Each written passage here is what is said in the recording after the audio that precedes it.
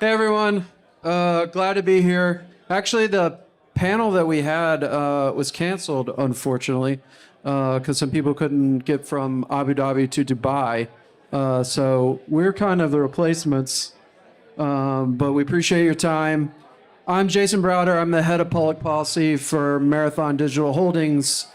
We're the largest publicly traded Bitcoin mining company in North America. We're over a $5 billion market cap.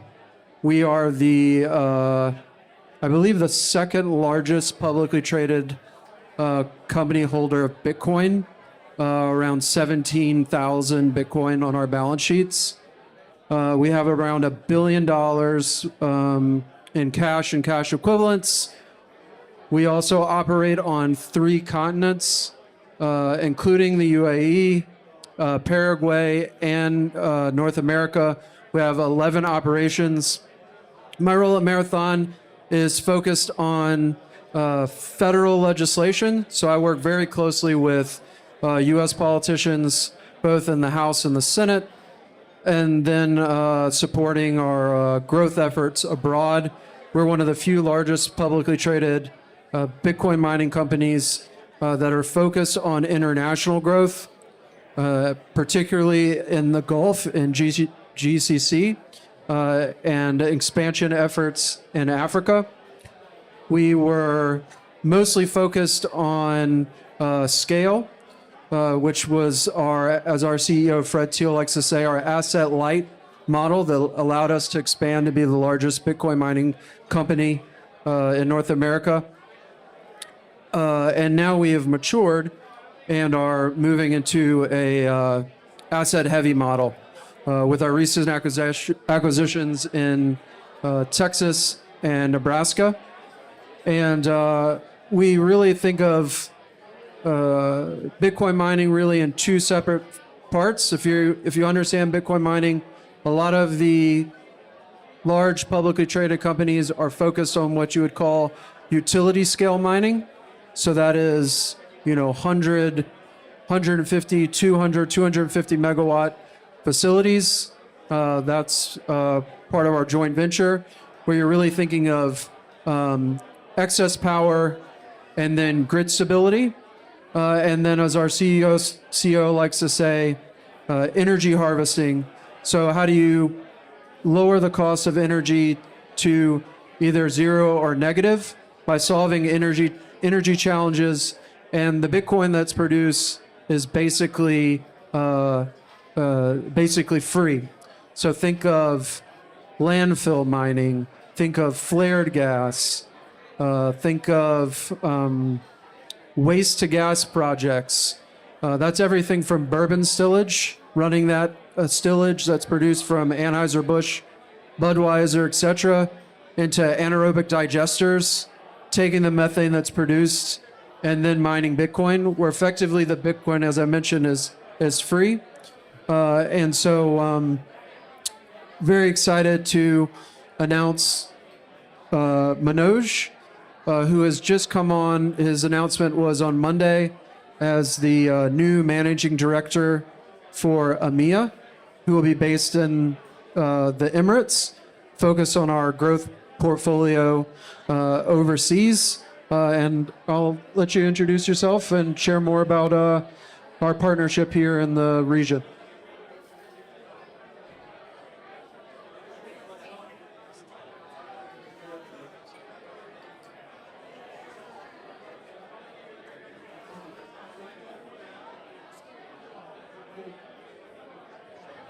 Thank you very much, Jayson. So I wanted to give you a little bit of a background as to why this is probably the right time for us to be focusing on Bitcoin mining or energy. There's a very interesting focus that's happening on everyone's national development agenda in the entire region, whereby it's not only GDP growth, but it's the ability to provide power and infrastructure.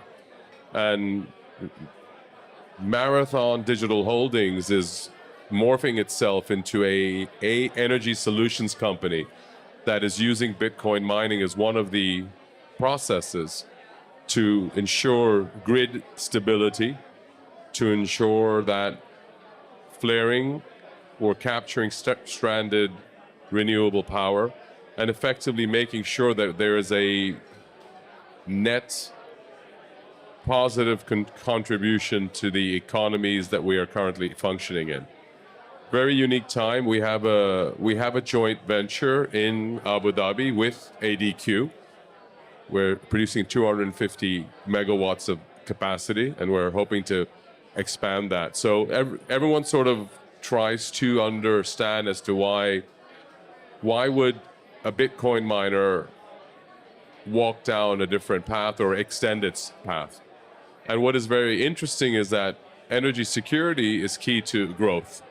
So what everyone needs to be focusing on, any country, any region that wants to accelerate its national development agenda needs to have a very clear focus on how do they improve their power generation and at the same time be part of the growing infrastructure drive. And you can see the amount of projects that are being launched in the region, that there's a significant amount of requirements. At the same time, the power generation grid capacity is not growing fast enough. So we are solution driven, and I'm very excited to be part of the Marathon team. I come from a energy background and have spent the formative parts of my career in upstream, midstream, and downstream in the natural resource sector. So yeah, that was going to be my first question, which is, the industry is finally maturing. Not only do we have large publicly traded companies that are listed on U.S. exchanges, but we now have Bitcoin miners that are partnering with the largest sovereign wealth funds in the world. You have ADQ, which is, I think, one of the fifth largest. And I think it's, you mentioned when your announcement went out and your colleagues from the traditional oil and gas, whether it's Exxon and Shell and these large, $100 billion market cap companies were like, what the fuck are you doing? Like, why are you coming to a Bitcoin mining company? Is it a bunch of degen bros that talk about shitcoins and, number go up? So I'd love for you to dive into your traditional background and why you think Bitcoin mining is the future of energy. Thank you, Jayson. So I have a simple view of the entire world, which is we're currently running at a population about 7.5 to 8 billion people. You have 6 basic human needs: energy, food, water, infrastructure, education, and healthcare. I leave alcohol and sex to the side. These are the 6 which I'm willing to put my money into. And what's interesting is that energy is the number one cornerstone that allows each of the other human needs to be addressed. And what is interesting is that when we looked at, we're currently consuming or producing 100 million barrels of oil a day. We consume about 97, 98 million barrels of oil a day. 40% is consumed by the US. India in its current capacity is only consuming 20% of that. So if I look at it from a pure statistics point of view, if the Indian population starts to consume oil in the same ratio that's being consumed by the American population or the North American population, we're going to need about 150 million barrels a day in the next 15 to 20 years. Now, with that comes a huge need for power, a massive need for power. And everyone's talking about lithium, copper, and just look at copper futures. Copper futures have gone through the roof. It's very much part of anyone's battery infrastructure, power storage infrastructure.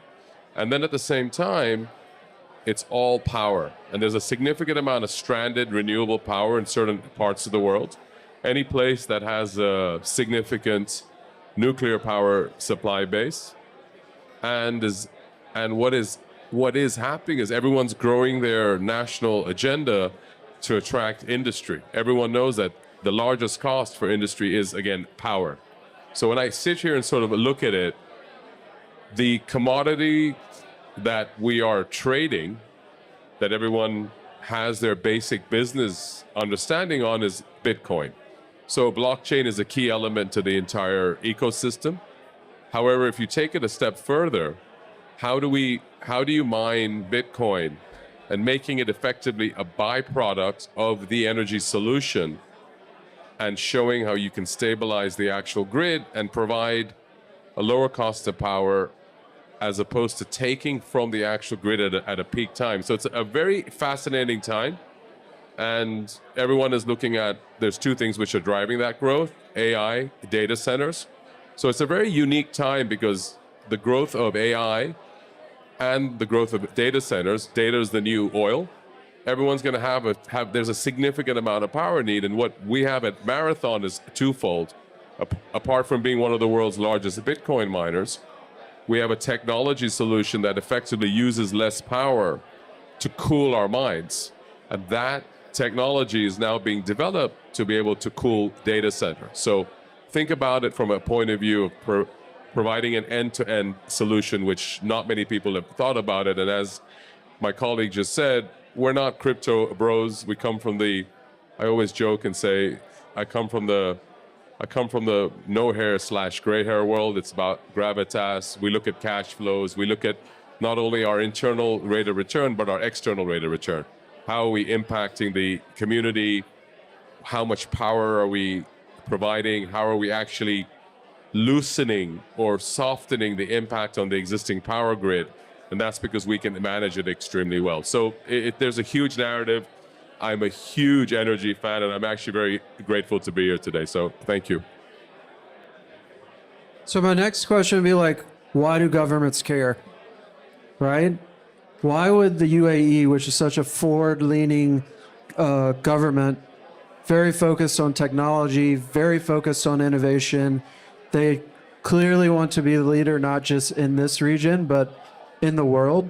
Like, why would the UAE say, we want to do, obviously we're going to tout they did a joint venture with Marathon, but why would they want to make a stamp on Bitcoin mining to help them solve their energy challenges? Why would Paraguay, I don't know if anyone's been paying attention to the US Senate in Paraguay, that's like, maybe we should make Brazil pay as much money for their energy as we do Bitcoin mining companies. And maybe we should get more Bitcoin mining companies in Paraguay. I don't know if you've seen, but Manoj and I are going to be taking a trip to Africa. We're going to Tanzania. We're going to Kenya. We're having conversations at the highest levels of government in these countries. Tons of power generation. I mean, the IMF, the World Bank, USAID has encouraged these countries to generate tons and tons of power.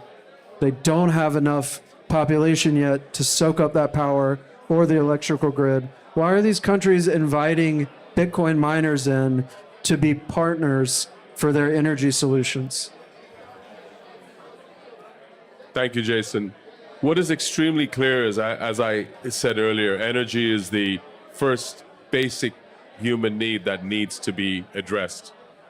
And what we're seeing very clearly is if any country that's not able to address its energy supply in a manner that provides the efficiency on a scale, at scale, is not able to attract industry. You're not able to attract AI, you're not able to attract data centers. I'm sure you have all seen yesterday, Microsoft announced a $1.5 billion investment into G42. Why did they do that? It's because there is significant power. We are, and I say this, Marathon Digital Holdings is part of the power solution because we take very complex requirements, simplify it, but at the same time we customize the solution, and everyone's solution is very different. So governments are very keen. Power is the number one priority. Power and infrastructure are on everyone's national agenda, and once they fix that, the positive effect it has on the grand economy at scale takes it to another level. And I think just to end, everyone's focused on the halving. What is that going to do to Bitcoin miners?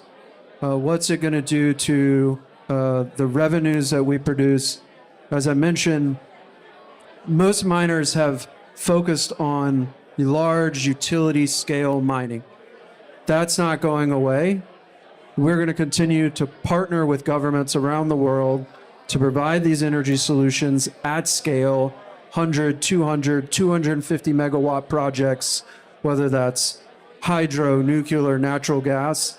I think what's very interesting in the strategy that we've taken, which most people have not caught on yet, which is these smaller scale projects, 10 to 25 megawatt projects, where companies pay us money, because these are usually B2B relationships that we're doing.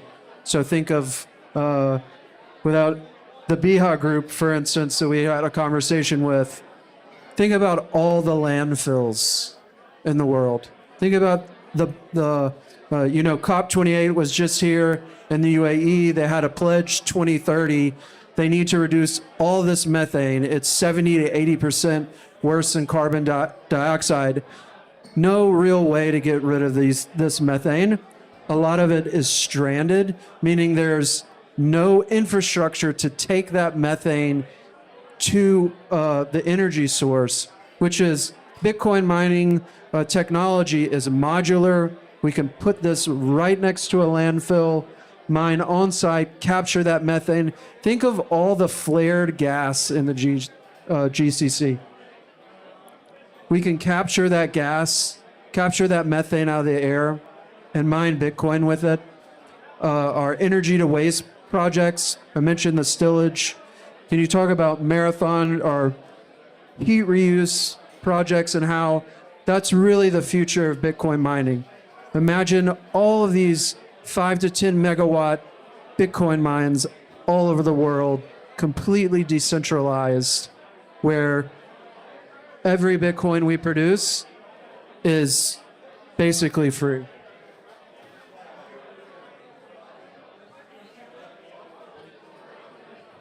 Thank you, Jayson. You've covered very clearly what's the usage here, and I can tell you that the use case is real. There is, as we are shifting from a asset light to a asset heavy model, there will be a lot of commercial roadkill from a few of the miners over the next 30 to 60 days that we will be seeing post the Bitcoin halving. Again, it's a function of how we run our business. The financial prudence that we apply is very clear, and at the same time, what we're seeing is that Bitcoin mining is now part of the positive energy narrative. And our job at Marathon is to amplify that narrative, and we're very grateful that the UAE allows us not only to partner with them, but they're part of that narrative amplification. So without further ado, thank you very, very much. Thank you, everyone.